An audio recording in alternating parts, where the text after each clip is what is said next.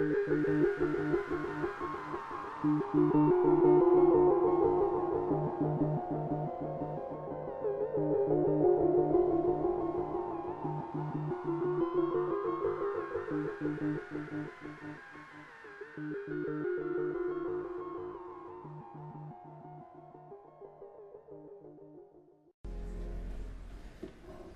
love this music stand.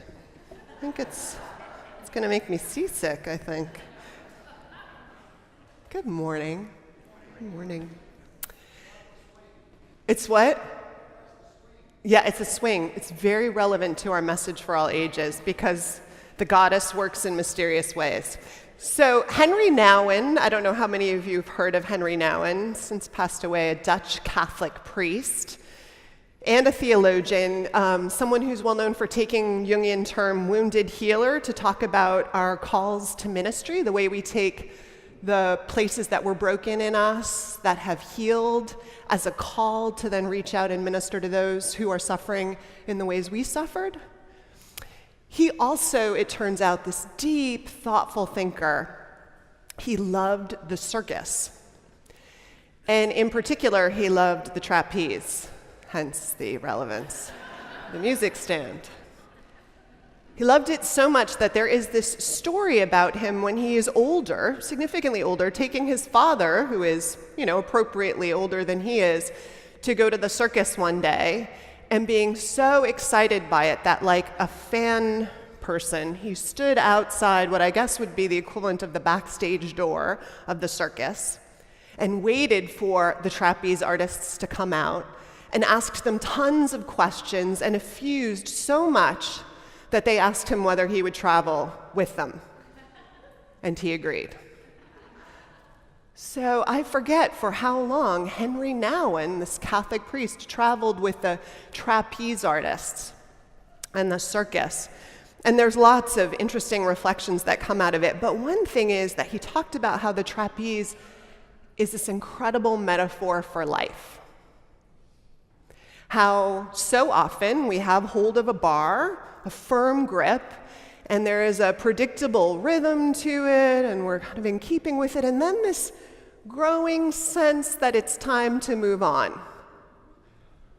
We know, and so we prepare and we let go.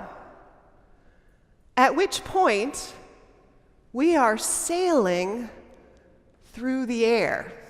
The abyss, you might say. And in the circus, the best of them, there is no safety net below, which is how it can feel to us. And we're out there in this unmoored, unprotected flight.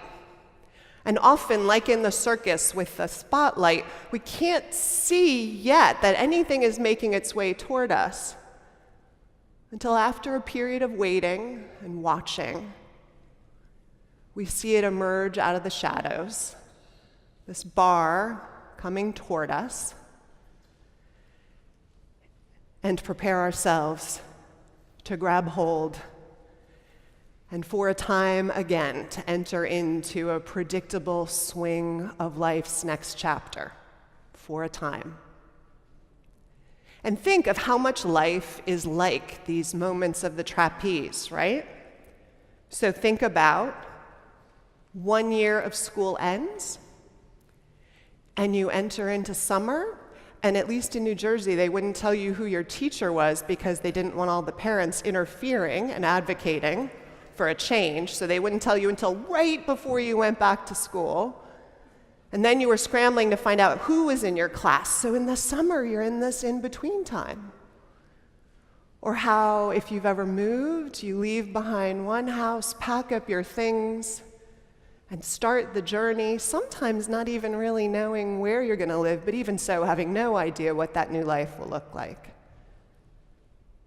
Think of all the transitions of jobs, of relationships in our lives when we have a predictable rhythm and then somehow life tells us it's time to move on, and we do this faithful act of letting go. We sail unmoored and uncertain, and then grab hold of the next chapter of life when it finally makes itself known to us. Life is the trapeze. We are the artists. So get out your leotards, folks.